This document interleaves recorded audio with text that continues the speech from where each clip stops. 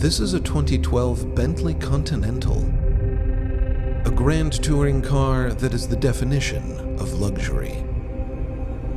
It features a 6.0-liter twin-turbo 12-cylinder engine that produces 567 horsepower and will do 0 to 60 in 4.7 seconds. The thing is, this was supposed to be an off-roading episode, and it's raining. It'll be fine. It'll be fine.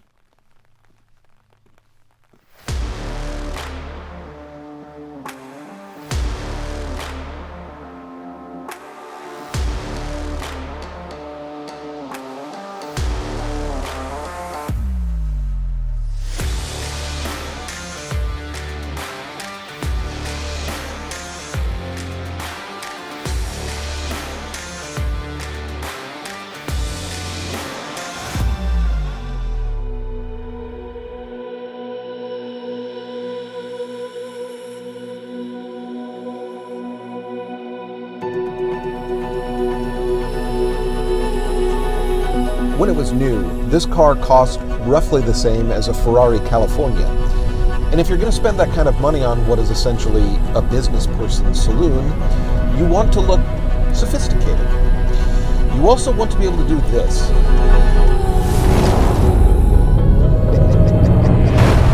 Oh, she's not slow.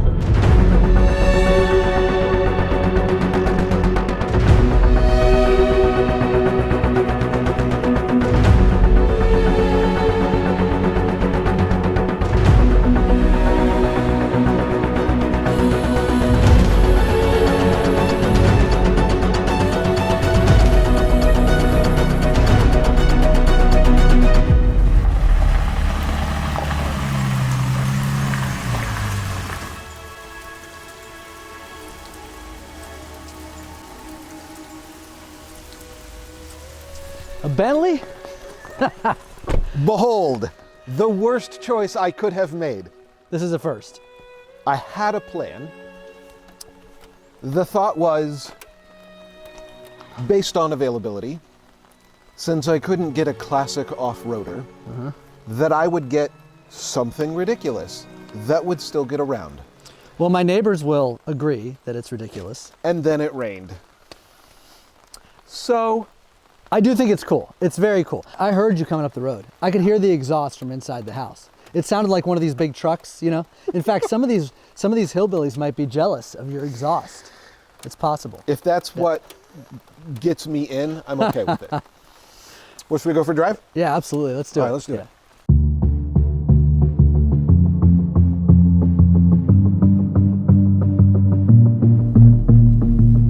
So driving this thing up 85 all the way here was probably pretty fun.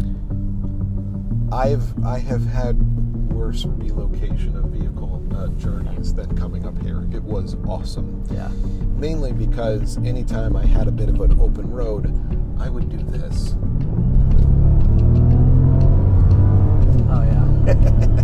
That's amazing power. There's a difference between that kind of low end power that you get out of a V12 or a V10, even a V8, and then like that tuned high end power that you get out of like a Japanese import. This road reminds me of like the perfect little windy country road to bring the Bentley down. I don't know why. So we just go down this thing. It just feels like 100%. an adventure. When I asked you, could the car go down gravel, rocky roads, and you said to some degree. Well, let's just say what I was thinking and what you were thinking were totally different, because there is no degree in which this thing could have got down the road where I was going to take you in what I heard was going to be a rally car. Which, by the way, what's the deal with that rally car? Like when I think of a rally car, I think of like a racing car that's got, you know, a lift and extra suspension, but that doesn't seem like what this really is. Well, but I can push this button and go high. Oh yeah, well maybe that's enough. Maybe that's all it takes to be a rally car. No, when I picked this up and I don't know if you saw the front tires, but they're almost slicks. I was like, okay, yeah, we're not going anywhere. I know. And you know the Georgia clay up here, when you get off on these gravel roads, which are a blast. And at 4-wheel drive, it's absolutely a blast. But you get out there and the mud really turns to snot almost. It's just so slippery. Yeah, I bet. And so if you don't have really good tires, you won't get traction at all. In fact, I don't even know if regular street tires would do the trick, even if they were new. I believe it. So, I actually remember you from all the way back to your practice makeover days. No on the way. Investment news show. Nobody ever brings that up, man. That's taking me way back. Well, this will sadly say more about me than you, because that was my ego era. And I remember watching that show and being so jealous. And I was like, I could have done this show. I would have done it better. You could have. You know what? You probably would have. I would not have done it better. I absolutely would not have. But if Matt Ackerman is watching this, he's going to love hearing that, because that was his brainchild, Matt Ackerman. I remember that. Yeah. I do. I was just a pawn in Matt's game. But I was doing consulting at the time too, so it did dovetail nicely. For what it's worth, I think this show is cooler than Practice Makeover. Well, I appreciate that. And definitely the cars are better. The hosting, I don't know, but the cars are better. Maybe not the hosting, but the cars are better.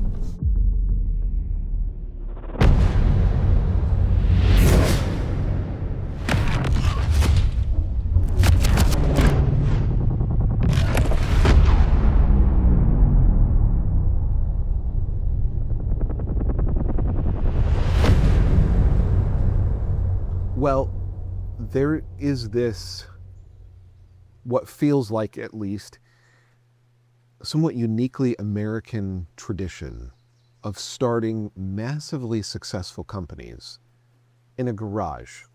Yeah. Apple, Google, Disney, Mattel, Yeah. all started in a garage, right? You took it a step further and went super remote. True. Walk me through how 15 years into your career at this point, you decided, I'm going to start over and build a company from the ground up and name it after a cheerful monster. Yeah. It is kind of a strange thing when you look at it from the outside. But it came about so organically. For example, the name came from a place of recognizing that the industry was pretty boring, especially in the marketing realm. Yeah. And so we looked at the landscape. We knew we were going to build something different. And all the people that would be perceived as our competitors had very boring, bland names. It's like, 3 letters, or it's like named after a mountain, or Or an animal. Yeah, it's just, somebody's last name. A lion. Yeah, exactly.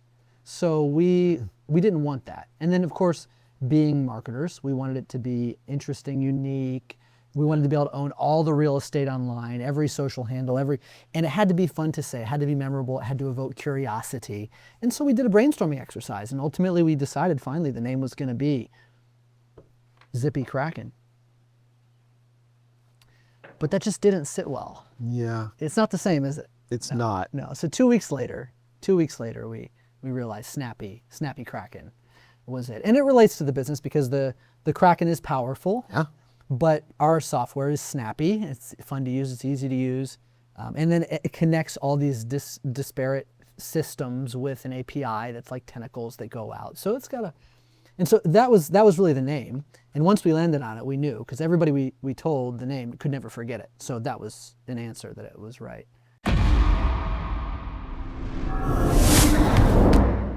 The remote thing, that's about people. My partners... You hate everybody and you wanted to live. Yeah, no, get away from everybody. No. My partners, when I started this company, they were digital nomads. Interesting. And they had worked for me at my previous company. So they were leaders at my old firm. And when they decided to resign to start their own company, I was at a crossroads as well. And they said, come with us. We'll do it together. And I said, yeah, let's do it. So, cool. So basically, I came over to run sales. One of them was going to run marketing. The other one was going to run product. And they were digital nomads already. So I said, well, I'm an office guy. I got to get up in the morning and shake everybody's hands and walk around and see what they're doing. But I'll try this remote thing out for you guys until it gets to a point where it's not sustainable. Because I know once we get to like 5, 10 employees, we're not gonna be able to do this thing anymore.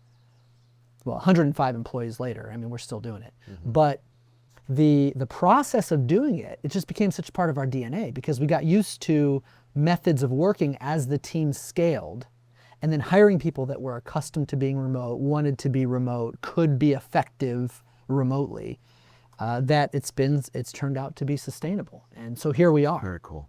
But I never said I'm going to have this 100-person remote company serving 7,000 advisors. That was never something, I didn't think would even be possible. Right. And what led you here specifically? Because I know you were in Florida, and most people, they don't immediately say, oh yes, I'm going to go to northern Georgia in the countryside. So how did you develop a relationship with this place? Well, Georgia is a place that I always thought was like South Georgia in my mind, and being a Floridian, which is just like flat and barren and very depressed. And my in-laws actually came to Hiawassee, Georgia on vacation once. Oh, wow. And they told my wife, you guys should go there. You guys would love it there. Because they know we're big boaters. And so I always was on the boat in Florida, and they're like, there's a great lake you can boat on. You'll love the lake. It's, it's right surrounded by the mountains. And so I like to boat when I'm on vacation. So we came up here, we spent a week. We said, this is 7 hours from our house in Florida. It's perfect for a vacation rental. So we'll get a house up there, we'll rent it out, and we'll go back and forth on the weekends, for the summer when it gets too hot in Florida. But after I got here, I fell in love with it. I mean, it's just, the Appalachian Trail is like a mile behind my house. I'm backed up with the National Forest. There's some of the most beautiful waterfalls in the nation, some of the best hiking, some of the best wineries, believe it or not. The mountains of North Georgia are just incredible. And so the more I came, the more I wanted to stay. And then ultimately, decided to make it my home base. Before I knew Georgia had state income tax. Oh. So Florida doesn't. Of course, yeah. But hey, you live and learn. Well, and it's interesting because it's remote, but it's also close to a lot of things. Yes. And I know that you do have an office presence in Nashville now. We do. But that's not that far from you. No, that's like 4 hours. Yeah. Atlanta's 2. Asheville is 2. Chattanooga is 2. And then lots of great cities and towns around as well. So. And if you get a Bentley, you could probably cut that in half. That's right. Exactly. I could. Yeah.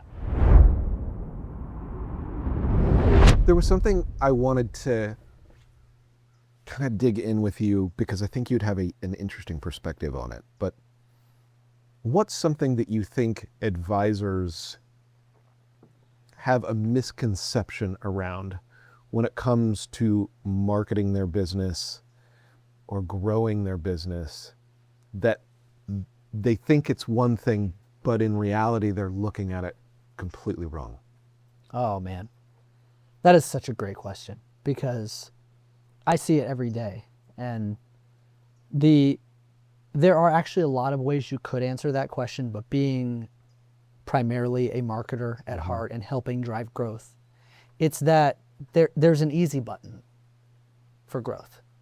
I mean, the perception that, well, I can just do this or just do that, or can't you just do this? Or can't we just, I love the word just, can't we just put a different lead magnet on our website and that will drive sales? Can't we just do SEO? Can't we just do automated campaign?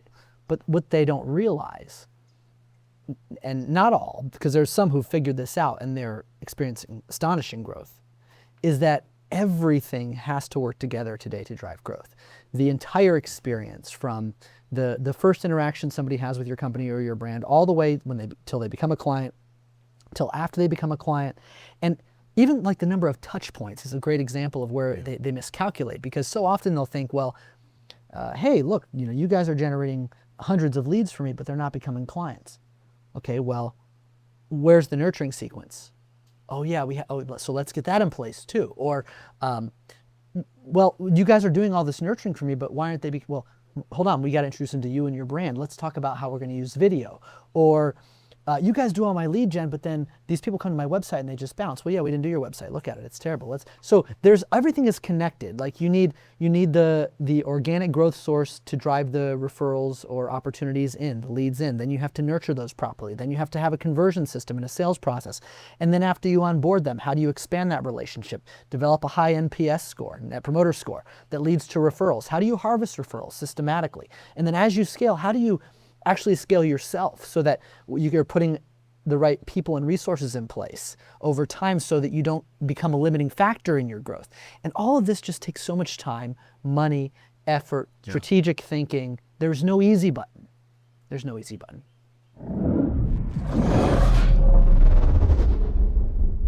We've talked about how the industry has evolved.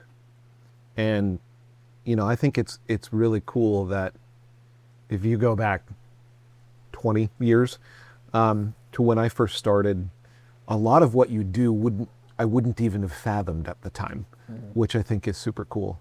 But personally, how has doing all of this changed you as a person? There is a big shift that has to happen when you're scaling a company from a small consultancy or a small business to a real enterprise. And you have to really change as a leader. I didn't expect the change that I would have to make or the changes because I used to be the smartest marketer in the room. But guess what? I'm not anymore. The people that work for me are smarter marketers than me.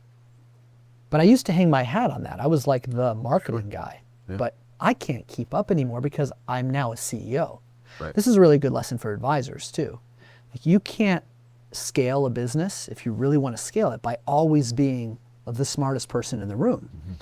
And so for me, the changes have been a real dose of humility to step back and say, I have people around me who can do it better, faster, who are smarter, trusting them to do that, listening to them, and learning that I don't have all the answers. So there's a dose of humility. It's also changed me because I've had to learn how to get results through others. So it's easy to go get results on your own. You can control every variable, but people are the wild card. I mean, everything would be easy if you didn't bring in the human element. Like AI is easy, right? But yeah. But you have to get things done with people. So how do you bring them in? You have to understand what their motivations and interests are and what they thrive on and what breaks them down so you don't go there. And learning to really work with people and cultivate talent and make them feel empowered, that takes a whole different set of qualities and skills that you have to develop. So that's changed me a lot. In the car, we talked about your past consulting work and how this has all led to what you do today. How has your perspective changed on the industry, advisors, as you've kind of grown up with the company and seen the landscape? What's something that's kind of surprised you along the way? I think when I got in this industry, I thought it was about helping people find some level of prosperity. Like it was all about the financials, the money. Yeah. And over time, the more time I've spent with advisors and in the industry and getting closer to the advisors we've helped and even the communications that we develop for their clients, I've come to see that the industry is much more than that. It's actually a lot more about behavior, helping people make the right decisions, be motivated to make the right decisions, and then helping them to be at peace with themselves and their decisions. And it's not about more, which I think the people I was around early on in the industry kind of made me think it was about more. Yeah. But it's so much, to me, more about what you do with what you have, and that what it really means to be prosperous. It's not about just the numbers. And in many cases, it's not about the numbers at all. It's about your perception, your choices in life, and how you empower the right life decisions that actually bring you fulfillment. And advisors are uniquely positioned to do that. So I think my role in appreciating the advisor has grown. I also think that I've seen the industry become much more complex over the years. That's been surprising to me. The amount of things you have to do to run and scale a successful business today and stay competitive is a lot more things. It's a lot more complex than it used to be.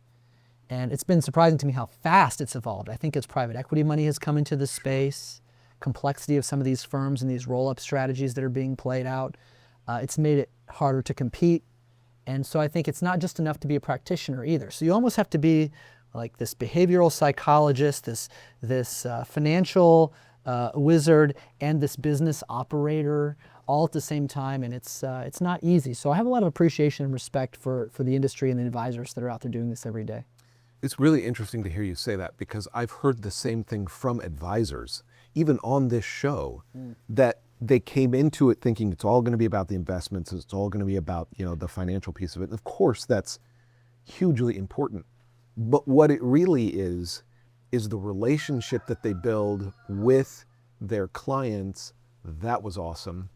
And this sort of unique role of therapist, counselor, trusted voice that they can lean on. And I think that is a unique definition of an advisor, is as much behavioral advisor as financial. Yeah. And I find that fascinating. Yep, absolutely. Has anybody else ever had a rooster crow during the episode? That's a first. Yeah, so that's Lenny, by the way. Lenny. Yeah, Lenny. I'm glad we have a name.